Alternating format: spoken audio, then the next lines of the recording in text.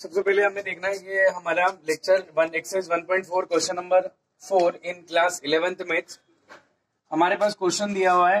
Question number 4 में universal set दिया हुआ है, साथ में सेट ए और सेट बी भी दिए हुए और हमें वेरीफाई करना है। सबसे फर्स्ट क्वेश्चन है हमारा कि ए यूनियन बी का जो कॉम्प्लीमेंट होता है, कॉम्प्लीमेंट आप अच्छी तरीके से जानते हो, ए यूनियन बी का जो कॉम्प्लीमेंट होता है वो ए और बी दोनों के कॉम्प्लीमेंट के इंटरसेक्शन के इक्वल होता है। तो हमें इसको वेरीफाई करना है। तो वेरीफाई कैसे करेंगे, सबसे पहले अपन बात करते हैं यहाँ पर। नाउ फॉर फर्स्ट को वेरीफाई करने के लिए हमें ए यूनियन बी चाहिए। ए यूनियन बी हम सबसे पहले निकाल लेते हैं। तो आपको मालूम है ए क्या है, हमारा हो गया 2 4 6 8 यूनियन बी हमारे पास सेट जो उसके अंदर एलिमेंट है 2 3 5 7, ये हो गया ए यूनियन बी। अब हम बात करते हैं ए यूनियन बी में, तो ये आ जाएगा 2 3 4 5 6 7 और आ जाएगा आपका क्या 8 आ जाएगा। ठीक है, तो ये निकल गया आपका ए यूनियन और बी। अब हमें निकालना है इसका कॉम्प्लीमेंट। तो A union B, complement of किसका, ए यूनियन बी का। ए यूनियन बी का कॉम्प्लीमेंट क्या होता है कि जो एलिमेंट ए यूनियन बी में है उन सबको हटा दो और यूनिवर्सल सेट के अंदर जो बच जाएंगे वो सारा ये हो जाएगा ए यूनियन बी का कॉम्प्लीमेंट। 2 3 4 5 6 7 8 यूनिवर्सल सेट के अंदर से हट जाएंगे। 2 3 4 5 6 7 8 बचेगा कौन, 1 और 9। तो 1 और 9 को क्या हो गए आपके A union B, complement of A union B निकल गया। ठीक है, अब हम बात करते हैं इसी के अंदर हमारा ए, सबसे पहले कॉम्प्लीमेंट ऑफ ए निकालते हैं। Complement of A, complement of A यानी कि हो गया हमारे पास ए के सारे छोड़ गए, 2 4 6 8 छोड़ देना, 2 4 6 और 8 छूट जाएगा। तो ये बच जाएगा 1 3 5 6 और 7 और 9 आ जाएगा। ओके, फिर हम निकालते हैं बी। बी में 2 3 5 7 छोड़ देना है, 2 3 5 7 छोड़ दिया, ये 2 3 हो गया और ये 5 और ये 7 हो गया।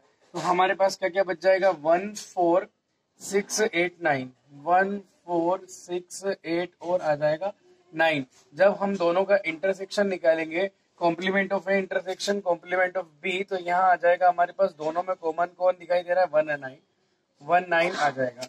तो फर्स्ट हमारा यहाँ से वेरीफाई हो जाता है, या चाहे हम इसको इक्वेशन फर्स्ट दे, इसको सेकंड दे, रिजल्ट सेकंड, तो लिखेंगे it is verify that from first and second proof it is verified. ये वेरीफाइड हो गया। क्या वेरीफाइड हो गया यहाँ से कि complement of A union B is equal to A complement of A intersection with complement of B. पहला ये प्रूव हो जाता है। फिर हम बात करते हैं दूसरी की, ए इंटरसेक्शन बी और is equal to complement of A union complement of B. तो इसके लिए कैसे निकालेंगे अपन, सबसे पहले अपन निकाल लेते हैं ए इंटरसेक्शन बी। यहाँ मैं आपका ए इंटरसेक्शन बी निकाल रहा हूं। ये हमारा फर्स्ट पार्ट इधर हो जाता है। हम सेकंड पार्ट की बात करते हैं। तो सेकंड पार्ट में आप देखिए ए इंटरसेक्शन और मैं निकालने जा रहा हूँ बी। तो ए इंटरसेक्शन बी निकलेगा जो ए और बी में कॉमन होगा। ए इंटरसेक्शन बी, ए इसमें कॉमन हो गया आपका 2 हो गया। ए इंटरसेक्शन बी, ए और बी दोनों में कॉमन देखिए 2 हो गया और कुछ भी कॉमन नहीं है। इसका complement of A intersection B, तो 2 को छोड़कर बाकी सारे आ जाएंगे। 1 2 वो 2 हट जाएगा, 1 3 4 5 6 7 8 और क्या आ जाएगा 9 आ जाएगा। ठीक है, अब हम बात करते हैं यहाँ पे A complement of A union complement of B. तो complement of A, since already हमारे पास कॉम्प्लीमेंट ऑफ ए है, यूनियन कॉम्प्लीमेंट ऑफ बी भी हमारे पास है, इन दोनों को हम शामिल करते हैं। तो देखिए इनमें खाली कौन छूट रहा है, 2 छूट रहा है, बाकी 1 3 4 5 6 7 8 और 9 सब आ रहे हैं। तो 1 2 1 3 1 3 4 5 6 7 8 और 9। तो इससे ये प्रूफ, सेकंड प्रूफ भी हमारा क्या हो जाता है, ये थर्ड रिजल्ट आप इसको डिक्लेयर कर दो। ठीक है, और ये हो जाएगा फोर्थ।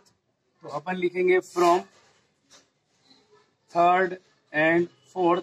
थर्ड और फोर्थ से हमारा क्या हो गया, क्लियर हो चुका है थर्ड और फोर्थ से कि हम यहाँ लिख देंगे फ्रॉम थर्ड, थर्ड वाली ये पार्ट हो गया, थर्ड और फोर्थ ये वाले हो गया। तो थर्ड और फोर्थ से क्या क्लियर हो चुका है कि ए इंटरसेक्शन बी और इसका कॉम्प्लीमेंट जो है वो A complement union B complement के इक्वल होता है। ठीक है, अब ये हमारे दोनों रिजल्ट क्या हो गए, वेरीफाई हो गए। ये हमारा कौन सा था, क्वेश्चन नंबर फोर्थ। ठीक है, अब हम बात करते हैं क्वेश्चन नंबर 5 की। अगला हमारा है draw a Venn diagram of, first question है हमारा ए यूनियन बी कॉम्प्लीमेंट। सबसे पहले मैं यहाँ ड्रॉ करने जा रहा हूँ टू सेट, जो टू सेट्स हैं ए और एक और है बी। जब हम ए यूनियन बी ड्रॉ करते हैं, मैं आपको सबसे पहले ए यूनियन बी का डायग्राम बता रहा हूँ। तो ए यूनियन बी के डायग्राम में हम जो पार्ट शेड करते हैं वो टोटल पार्ट होता है ना। सारा पार्ट क्या होता है, शेड होता है, यानी कि ए यूनियन बी में सारे एलिमेंट हम कंसीडर करते हैं, चाहे वो कॉमन हो। ये आपका बीच वाला पार्ट जो है ये ए इंटरसेक्शन बी रिप्रेजेंट करता है। लेकिन यूनियन में ये सारा पार्ट जो दोनों सर्कल के अंदर आता है ना, और जो दोनों में कॉमन होता है वो दोनों यहाँ पर अपन क्या कर लेते हैं, शेड कर लेते हैं। लेकिन जैसे ही हम बात करते हैं कॉम्प्लीमेंट की, ए यूनियन बी और इसका कॉम्प्लीमेंट, तो कॉम्प्लीमेंट में क्या होता है कि जो एलिमेंट ए यूनियन बी में नहीं होगा तो ये कहाँ जाएंगे, सारे यूनिवर्सल में आ जाएंगे। तो इसका मतलब जो डायग्राम है आपका, इन दोनों में कोई भी एलिमेंट नहीं रहेगा। ये ए, ये हो गया आपका बी, ये एज इट इज एम्प्टी हो जाएंगे। बाकी ये जो टोटल पार्ट है आपका, ये आपका क्या हो जाएगा, शेड पार्ट हो जाएगा। यानी कि आउटसाइड जो ये पार्ट होगा ये किसको रिप्रेजेंट करेगा, ये रिप्रेजेंट करेगा आपका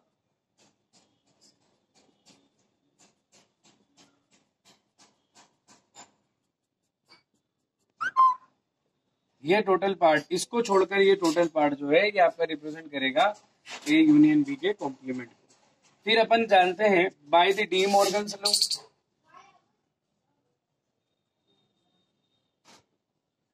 D Morgan's law A union B का जो कॉम्प्लीमेंट होता है वो ए के और बी के कॉम्प्लीमेंट के इंटरसेक्शन के इक्वल होता है। यानी कि अगर आप ए यूनियन बी का कॉम्प्लीमेंट बताने जा रहे हो और ए यूनियन बी का कॉम्प्लीमेंट किसके इक्वल होता है, ए डेश कॉम्प्लीमेंट ऑफ ए और कॉम्प्लीमेंट ऑफ बी के इंटरसेक्शन के, तो इसका मतलब ये है कि ये जो शेडेड पार्ट जो किसको रिप्रेजेंट कर रखा है, ए यूनियन बी डेश को, वो किसको रिप्रेजेंट करेगा, आपका ए डेश इंटरसेक्शन बी डेश को। यानी कि ए के और बी के कॉम्प्लीमेंट के इंटरसेक्शन को भी क्या करता है, यही पार्ट जो है वो रिप्रेजेंट करता है।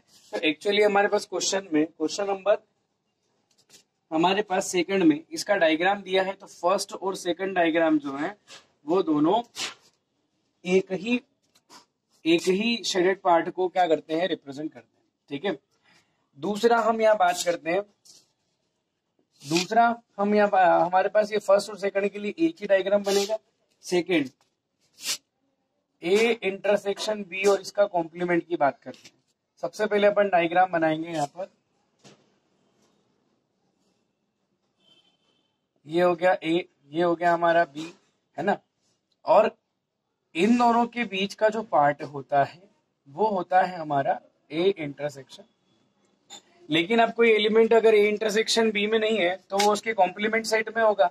यानी कि इस पार्ट को छोड़कर ये जो कॉमन पार्ट है, सारा पार्ट जो होगा वो शेडेड पार्ट हो जाएगा।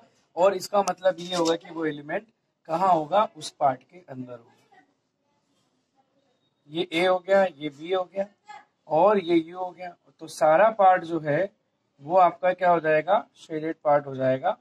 यानी कि किसको छोड़कर, केवल बीच वाले पोर्शन को छोड़कर, जहां पर क्या आता है, इंटरसेक्शन जो साइन आता है उसको छोड़कर बाकी का सारा पार्ट जो है वो क्या हो जाएगा, शेडेड हो जाएगा। यानी कि केवल वो वाला पार्ट छूट जाएगा, बाकी सारा पार्ट आपका आ जाएगा। ठीक है, अब यहां बात करते हैं, ये जो शेडेड पार्ट है ये रिप्रेजेंट करता है ए इंटरसेक्शन बी और इसके कॉम्प्लीमेंट को।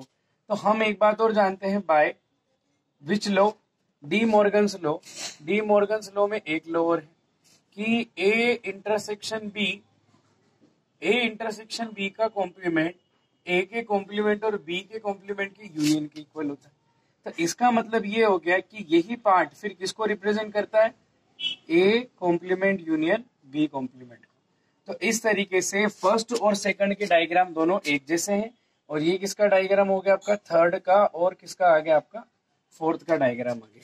लिखना कैसे है, इसको अपन यहाँ लिखेंगे, इसके बाद इतना से लिख देंगे, by De Morgan's law A union complement of A union B is equal to complement of A and intersection of complement of A and B. So therefore we can say that both represent the same diagram. तो दोनों के लिए हम इसे indicate करके diagram बना देंगे।